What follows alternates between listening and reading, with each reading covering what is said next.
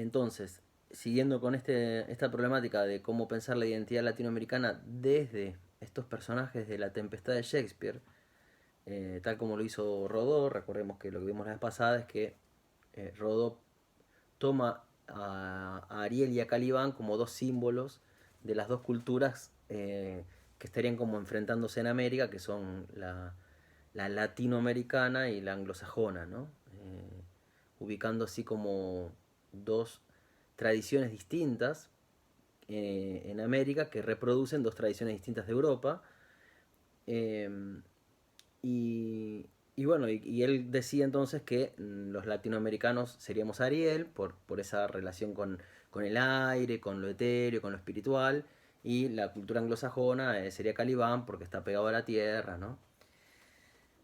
Bueno, la vez pasada vimos todo ese análisis de Rodó y yo les dije que bueno, que el análisis de Rodó tiene un problema, que es que al identificarnos a nosotros como latinoamericanos, lo que estaba haciendo era dejando afuera bueno, a todos los elementos que tenemos nosotros del mundo indígena, del mundo africano. Entonces, vamos a dar vuelta a ese análisis que hace Rodó y voy a seguir un planteo que ha hecho a lo largo de varios artículos durante mucho tiempo un escritor, poeta, ensayista cubano que es Roberto Fernández Retamar, que tiene una serie de artículos sobre Calibán, ¿sí? Sobre Calibán. Y eh, lo que él va a decir es que nosotros nos tenemos que identificar con Calibán. Eso estaba trabado, perdón. Estoy pensando en otra cosa, por eso. Que nosotros tenemos que identificarnos con Calibán. Y que si somos alguno de esos personajes, somos Calibán y no Ariel, ¿no?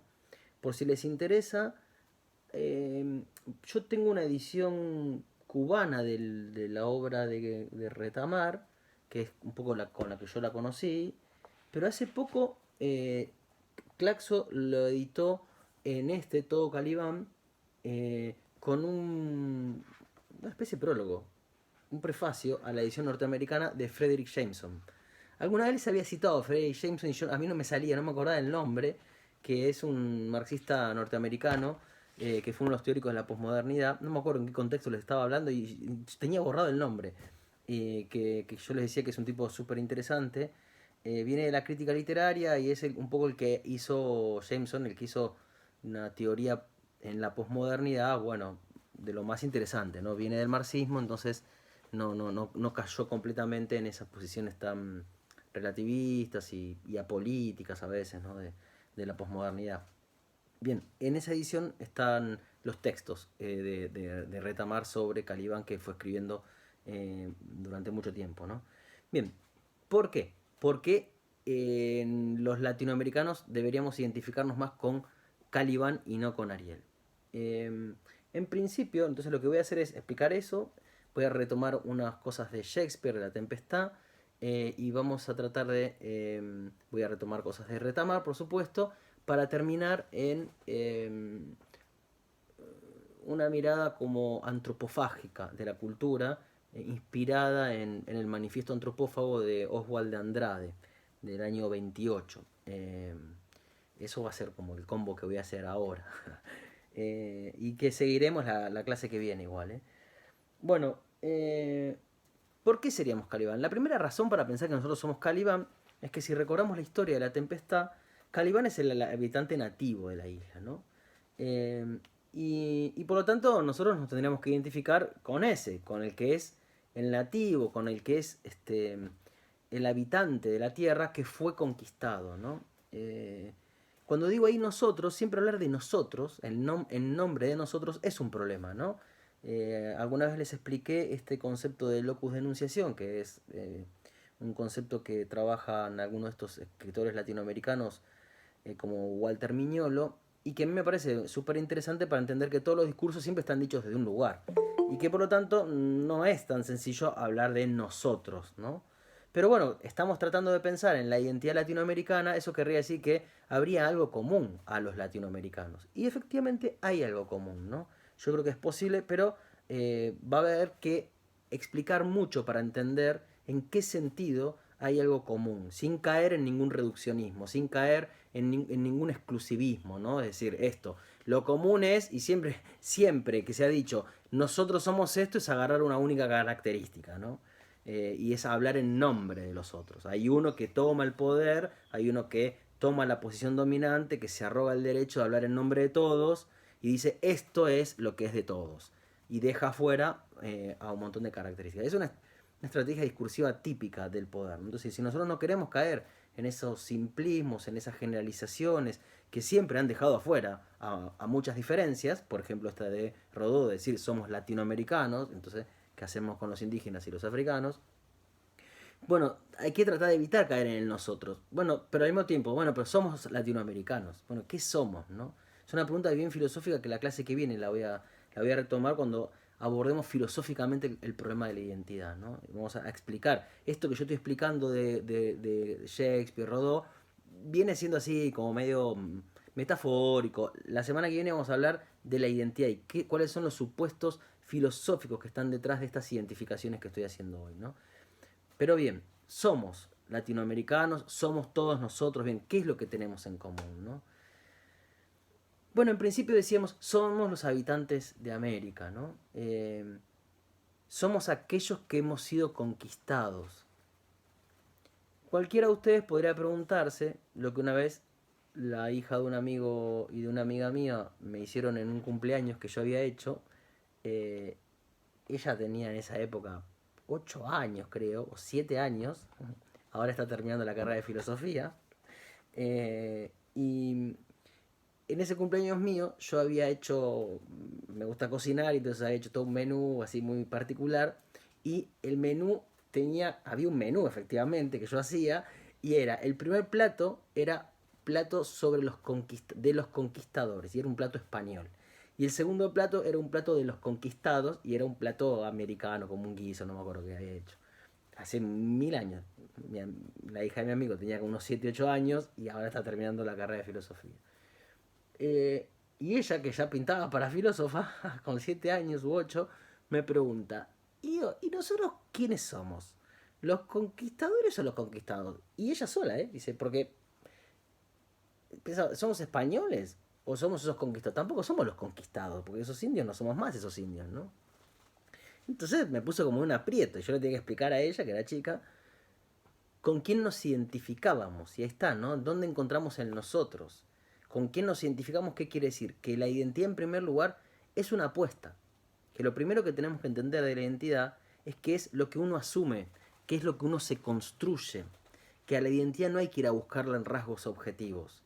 Que siempre que la identidad fue buscada en rasgos objetivos, biológicos o culturales, eh, son posiciones que corren el riesgo de caer en esencialismos,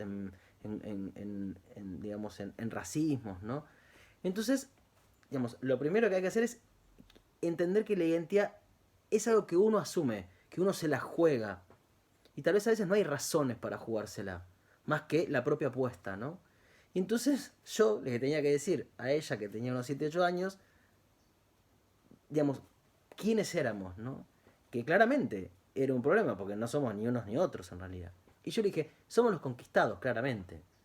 Porque, en definitiva, hemos seguido ocupando ese lugar de los conquistados, y somos los herederos de esos conquistados, y somos los hijos de esos conquistados, y ocupamos ese lugar de los conquistados. Porque en el mundo actual, ya no le expliqué tanto, en el mundo actual organizado de manera eurocéntrica, nosotros, Latinoamérica, ocupa el lugar de una región geopolíticamente dominada, ¿no? Tanto en lo económico como en lo político.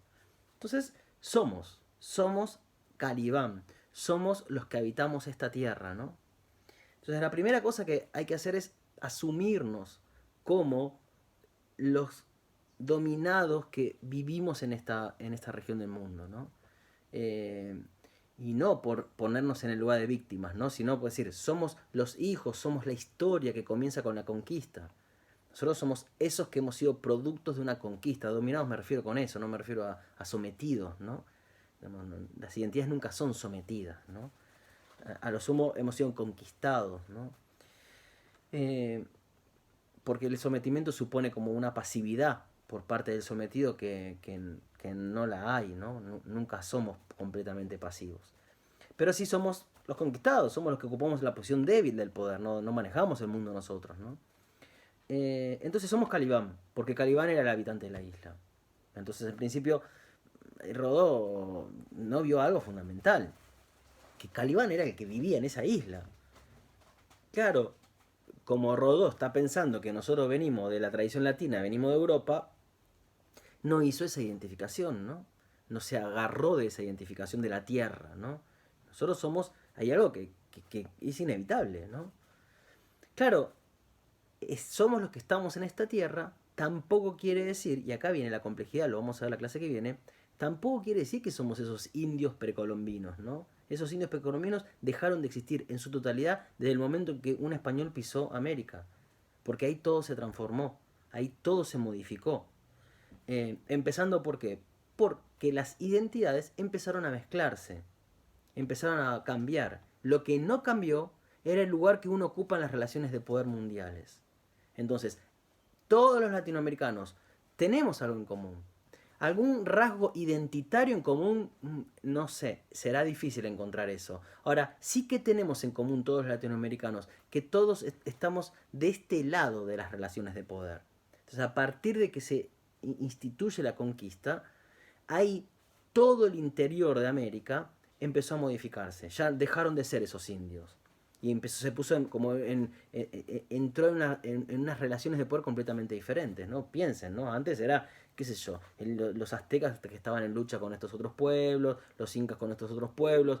A partir de la llegada de los españoles, todo se reconfiguró.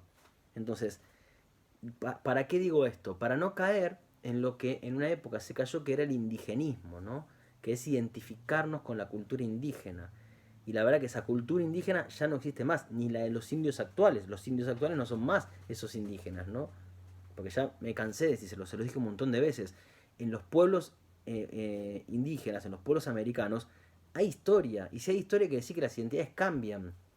La idea de identificarse con una identidad originaria, ¿no? Indígena, tiene el supuesto de que cree que esa identidad es una cosa que está ahí desde siempre, ¿no? Inmaculada. Y no, y las culturas indígenas tenían tantos cambios como las de cualquier otra parte del mundo. ¿Y eso qué quiere decir? Que son identidades cambiantes, que no son siempre las mismas, que son cambiantes, son diferentes en lucha, etcétera.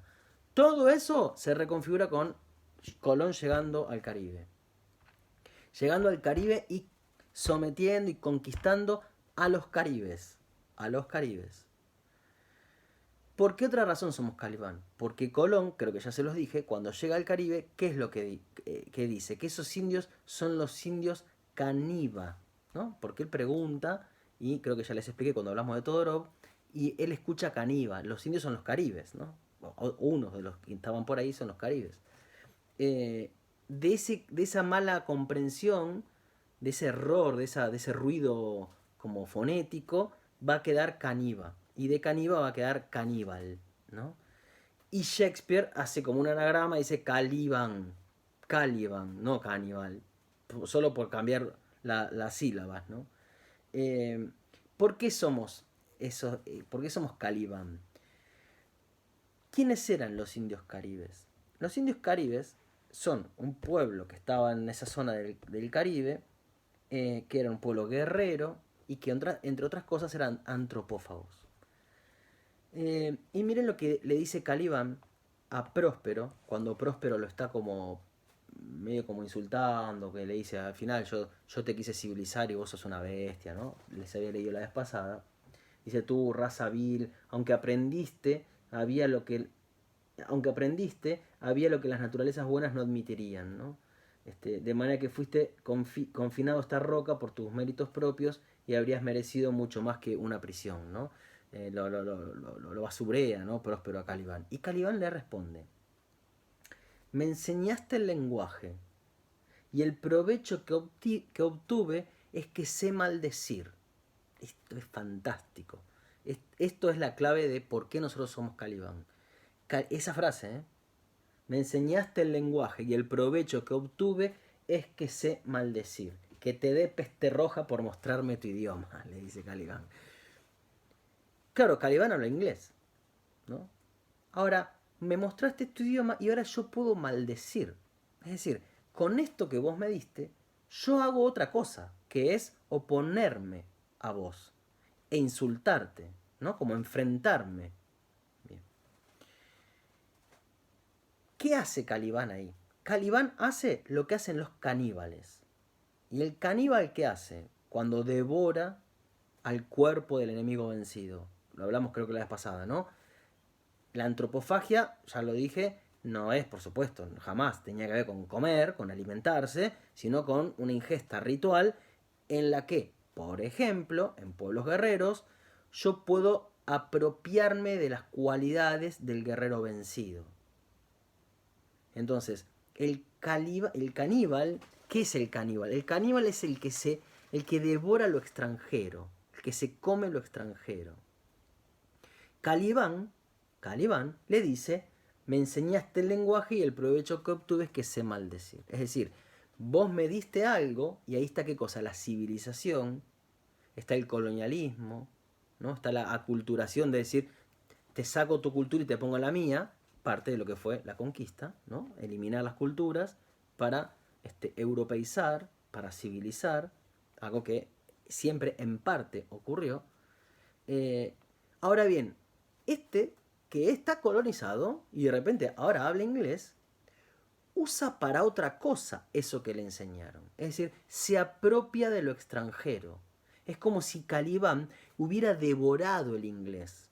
Y hasta podríamos decir, no es exactamente, hay algunas cosas del uso del inglés, hay que leerlo en inglés el texto, pero hay algunas cosas del uso del inglés particular de Calibán y de otros personajes que no es el mismo que el de Próspero. El inglés, ¿qué sería? Bueno, habría seguramente un inglés diferente en Calibán, como hay un inglés diferente en todos los pueblos que hablan inglés fuera de Inglaterra, que hay un inglés diferente, ¿no? Es decir, Calibán es ese caníbal que se apropia de lo extranjero, que se lo adueña y lo puede poner al servicio de la lucha contra ese que lo está tratando de conquistar. Es decir, Calibán es quien devora al enemigo, se lo apropia y lo recrea, lo reinventa. Esta idea de Calibán, de que me apropié del inglés, ¿no? De que ahora puedo maldecirte, porque Próspero no le enseñó el inglés para maldecirle, para que él pudiera putearlo. No, le enseñó para que fuera un ciudadano, etcétera, etcétera. Y este lo usa para maldecir, es decir, le da un mal uso. Hasta el punto que nosotros podríamos decir, para un caníbal, para una cultura caníbal, un buen uso siempre es un mal uso. Porque cuando yo lo uso bien al inglés, cuando uso bien la lengua, cuando uso bien los valores del que me conquista, estoy siendo conquistado. Entonces, para no estar completamente conquistado, tengo que usarlo mal.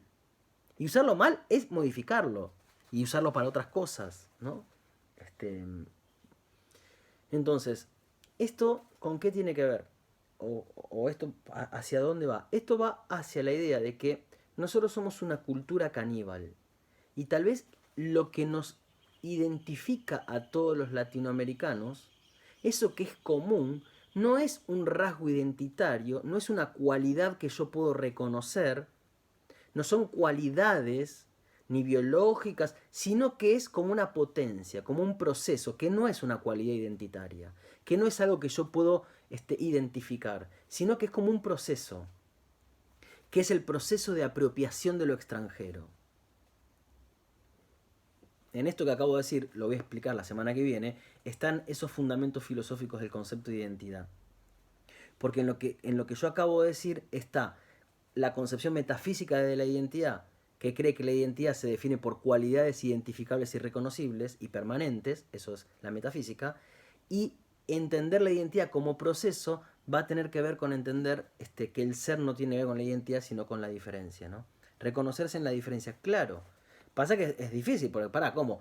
Tu identidad es ser diferente, es como una paradoja. Bueno, sí, tal vez lo que tenemos en común es que nuestro ser consiste en la apropiación de lo extranjero. Y apropiación no es la copia. No es la copia. En la copia no hay apropiación. ¿No? Cada vez que hay copia no hay apropiación.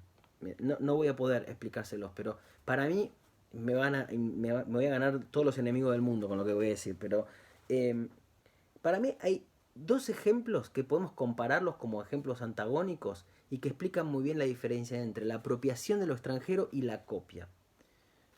No me odien, por lo que voy a decir, pero bueno, es simplemente un ejemplo de lo que estoy tratando de explicar. Podemos discutirlo, capaz que no tengo razón. Eh, Hay al menos una tradición dentro del rock argentino, eso que se llama rock nacional, que ya arrancamos todo mal con el nombre, imagínense, rock nacional, sería rock nacional, ¿no? Pero bueno, imaginemos que hay una cosa que se llama rock argentino, que se define por parecerse al rock extranjero, ¿no? Y que lo que cambia es el idioma, tal vez. Que es una especie de copia. No importa, pónganle el nombre de la banda que más les guste, así no me comprometen y no me putean. Pero hay una larga tradición en nuestra música que supuso copiar al otro. Eso es la conquista. Eso es la conquista. Está bien, está todo bien. Después nos gusta, yo también lo escucho. No reniego de esa música. Yo la puedo escuchar, ¿eh? Pero si la pensamos culturalmente y la pensamos en lo que son los procesos culturales, y en los procesos culturales históricos, ¿no? Y en los momentos en qué décadas nacieron, etcétera, eso supone una reproducción de lo mismo, una reproducción de lo que el otro nos da, que es una afirmación del ser conquistado. Porque yo reproduzco lo que el otro me dio. Ahí está la pura aculturación, la pura, qué sé yo, reproducción de lo mismo, en definitiva, ¿no? Por el contrario, podría hablar un montón de esto, me encanta a mí, pero se los dejo para que lo investiguen ustedes. En los años 60, en Brasil, Caetano Veloso, sobre todo Caetano, porque fue uno medio de los cerebros, pero en realidad fue cerebro en el sentido en que él se dio cuenta que tenía que pegar todas unas cosas que estaban ocurriendo en Brasil en ese momento, con Gilberto Gil, Tom C., Abel Costa, un montón de músicos, directores de cine, Glauber Rocha, de teatro, poetas. Armó Caetano con todo eso como un nuevo movimiento cultural que él llamó la Tropicalia, que después se conoció con el nombre de tropicalismo. Y Caetano, ¿qué es lo que decía? Que había que mezclar todo, que había que mezclar todo y que al extranjero había que devorarlo. Es decir, que no había ni que copiarlo, es decir, no había que hacer de John Lennon y bailar como John Lennon y tocar como John Lennon o como los Beatles o como Elvis.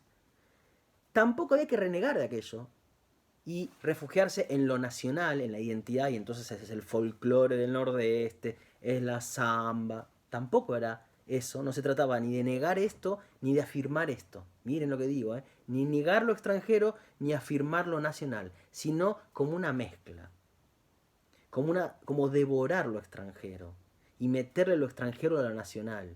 Y sintetizar lo alto con lo bajo, la bossa nova con la música popular, Roberto Carlos y el jazz de, qué sé yo, de un jazzero de Nueva York. Mezclar todo eso. Y armó lo que se llama la música popular brasilera, ¿no? Y él se inspiró, entre otras cosas, en Oswald de Andrade, que fue un poeta, escritor brasilero del modernismo brasilero del principio del siglo XX, que en 1928 escribe un manifiesto que se llama Manifiesto Antropófago. Después se lo subo a la plataforma, me parece, todavía no les terminé de subir, le subí algunos textos ya, pero esto me faltó. Un manifiesto, que son como todos esos manifiestos que salieron medio en esa época, ¿no? El surrealista, el futurista.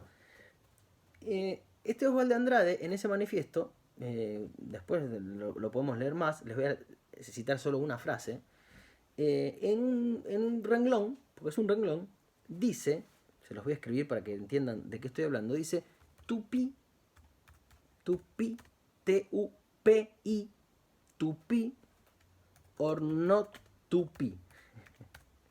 Tupi or not tupi. Claro. Y acá viene la apropiación. Acá viene lo que sería la esencia de la identidad latinoamericana. Acá viene la identidad en tanto proceso, en tanto actividad creativa. ¿Qué es to be or not to be? Bueno, la frase suena a to be or not to be. A la frase de Hamlet, que se trata de ser o no ser. Como si dijéramos, para Europa, para el pensamiento filosófico europeo, se trata de ser o no ser, desde Parménides. hay dos caminos, el del ser y el del no ser. Y se acabó. Se trata de ser o de no ser. ¿Qué quiere decir eso? Que desde esa perspectiva las identidades son sos o no sos. ¿Y eso qué suponen? Identidades excluyentes. Identidades entendidas sustancialmente. De tal manera que una identidad es en sí misma con exclusión de todo lo que no es ella. Que es la definición de sustancia que da Descartes, ¿no? Y que viene de Aristóteles. Ser o no ser. ¿Qué sería? Bueno, es la idea como de lo puro. Mira, o sos blanco o no sos blanco. Nah, somos medio morochitos, ya no somos más blancos. Se contaminó la sangre, ¿no? Que fue un tema de la conquista muy importante. La pureza de sangre. Está contaminada, entonces ya no es. Para el pensamiento dominante europeo se trata de ser o de no ser. No hay medias tintas. Hay blanco o negro. Es la polaridad, ¿no? El pensamiento binario. Ser, no ser. Blanco, negro. Varón, mujer. ¿No? Civilizado, bárbaro. Y son dos identidades distintas, separadas, que se excluyen. Y dice to be or not to be. La frase ya está mal dicha. Ahora, ese mal dicho, pensando en lo que dije antes, dice to be, porque podríamos decirlo en castellano, incluso sonaría más imperfectamente cuando decimos tupí, ¿no? Como lo pronunciamos mal. Claro, tupí, ¿qué es? Tupí es la cultura de los tupí guaraníes, que eran los indios algunos de los indios que había en Brasil y llegan hasta Argentina, la familia, ¿no? Los tupí guaraníes. Y esos tupí guaraníes que eran antropófagos. De tal manera que cuando Oswald Andrade dice tupí o no tupí, ¿qué está diciendo? De lo que se trata no es de ser o no ser, sino de devorar o no devorar. En la identidad no se trata de la pureza de sangre, la pureza cultural, la cosa nacional pura, no le vas a meter una guitarra eléctrica al folclore. Y por esas líneas, lo dije hace un rato largo, por esas líneas siempre terminamos mal. Acá se trata de devorar o no devorar. Eso es la esencia de lo latinoamericano. Esa es la identidad latinoamericana. Tomemos eso que Oswald Andrade dice, para Brasil, para toda Latinoamérica. Somos esos que devoramos lo extranjero y nos lo apropiamos, porque el tupí o no tupí es como el insulto de Calibán, ¿no? Es como burlarse de algo que es re serio. ¿Cómo te vas a burlar del ser y del no ser y de Hamlet? ¿Cómo te vas a burlar de Shakespeare? Sí, me burlo de eso. La burla supone modificar las relaciones de poder con el otro. Y supone, insisto, una apropiación que es creación, que es lo que vamos a ver más adelante con el filósofo de Martinica, Edouard Glissant, es el proceso de creolización. Creolización. El creole son las lenguas, las lenguas creoles son las lenguas en donde se ha mezclado lenguas distintas y creado una lengua nueva, ¿no? Bueno, Edouard Glissant, influenciado un poco por Deleuze, pero va a meterse muy, muy fuertemente en la tradición del Caribe y en la tradición haitiana sobre todo, ¿no? De la revolución haitiana y de lo que hicieron los revolucionarios y Haití como cultura, que fue justamente un proceso de devorar a lo extranjero y crear algo nuevo, ¿no? El creole, el idioma que hablan en Haití, es una mezcla, en principio parece que es una mezcla de francés y los idiomas africanos, y en realidad es un idioma nuevo. Los tipos crearon un idioma, una cosa fabulosa, ¿no? Entonces, repasando, somos Calibán porque somos, primero, porque somos los habitantes, porque nos asumimos como los habitantes. Las identidades siempre es aquello que queremos ser. Ya que hablé de Haití, en la constitución que Dessalines, que fue uno de los revolucionarios haitianos, la revolución de Haití fue la primera revolución americana, ¿no?